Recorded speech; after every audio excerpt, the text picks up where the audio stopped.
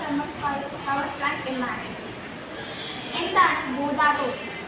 ഭൂമിയുടെ ഉള്ളിൽ സംഭരിച്ചിരിക്കുന്ന താപം ഊർജത്തെയാണ് ഭൂതാപോർജം എന്ന് പറയുന്നത്.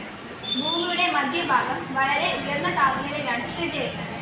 ഈ ചൂട് ഭൂവൽക്കത്തിലെ പാറകളിലേക്കും വെള്ളത്തിലേക്കും എത്തുന്നു. ഈ ചൂടുള്ള നീരാവിയും ചൂടുവെള്ളവും ഉപയോഗിച്ച് വൈദ്യുതി ഉണ്ടാക്കുന്ന പ്രക്രിയയാണ് ഭൂതാപ ഊർജം നിലയിൽ നടക്കുന്നത്.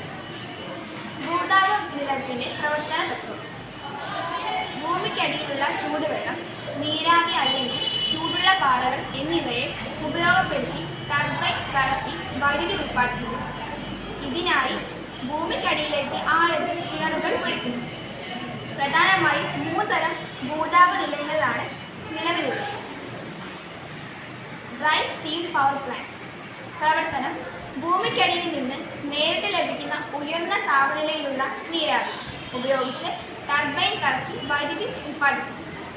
പ്രത്യേകത: ഏറ്റവും ലളിതവും പഴയതുമായ സാങ്കേതിക വിദ്യയിലാണ് ഇത്. Flash steam power plant.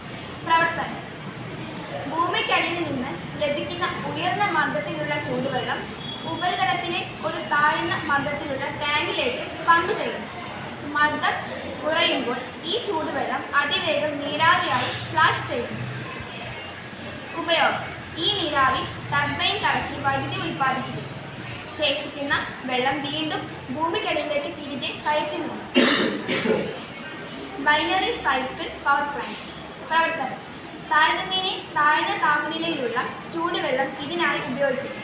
രീതി: ചൂടുവെള്ളം നേരിട്ട് ടർബൈൻ ഉപയോഗിക്കുന്നതിന് പകരം ജലത്തിലേക്ക് താഴ്ന്ന തിളനിലയിലുള്ള മറ്റൊരു ദ്രാവകത്തെ ചൂടാക്കാൻ ഉപയോഗിക്കുന്നു. വൈദ്യുതി ഉൽപ്പാദനം: ഈ ദ്രാവകം എളുപ്പത്തിൽ നീരാവിയായി മാറി ടർബൈൻ കറക്കുകയും വൈദ്യുതി ഉണ്ടാക്കുകയും ചെയ്യുന്നു.